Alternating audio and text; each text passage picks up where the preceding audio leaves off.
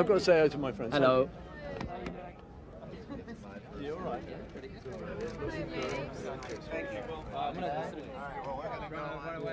We're going to go on in. Very good double. Well, that was the idea. That was the other part of it, that there was a guy who looked like you taking your place. No, well, this is him. Yeah. You know, well, this is him. Yeah. You know, well, this is him. Is Paul McCartney dead? Did he die in a car crash one late evening in November of 1966? Was he replaced with an imposter? Is it conceivable? Could this actually have happened? There are many clues hidden in the works of the Beatles' music and their album covers, all since 1966, but not before. Why? Why would the surviving Beatles carefully place clues which reveal the death of Paul McCartney, and in plain sight?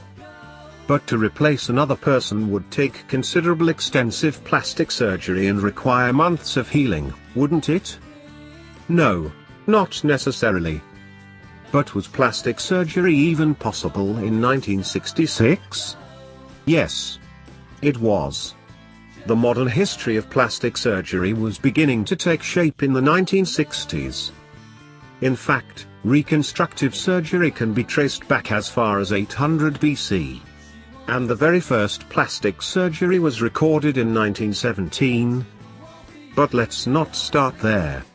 Instead, let's explore the possibility of a look-alike. Someone who might bear an already natural and astonishingly similar resemblance to that of Paul McCartney. Thanks to the limited number of genes available to make a human being, there is an excellent chance that everyone living has a look-alike or a double. Let's take comedian Will Ferrell and drummer Chad Smith.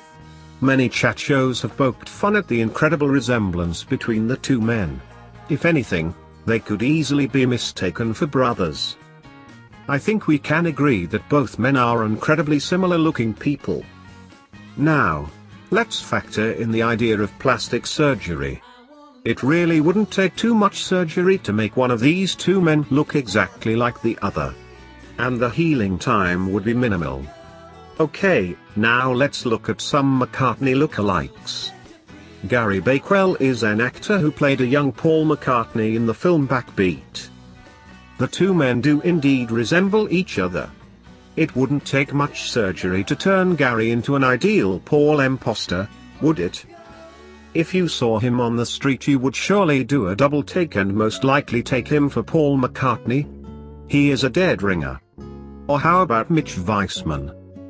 Mitch played in the original lineup of Beatlemania, which had a 2-year run on Broadway in the States. There was even a film called Beatlemania, which featured Mitch once again as the young Paul McCartney.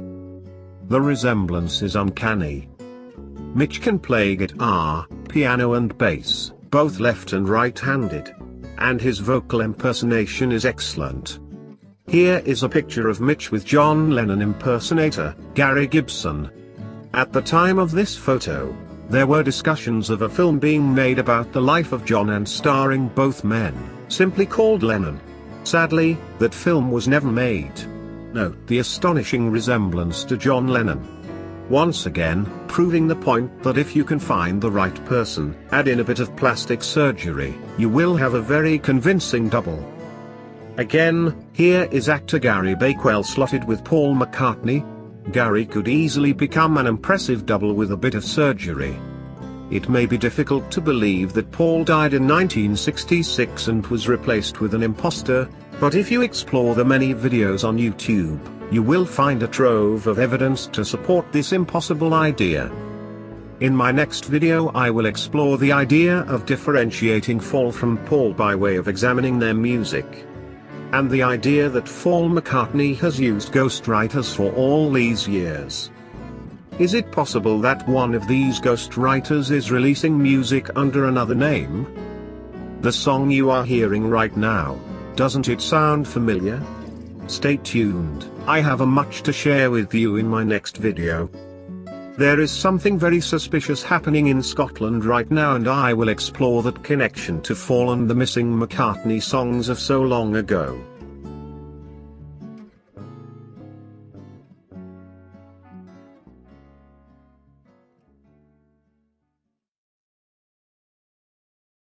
My name is Alan Alda, and I've got a secret.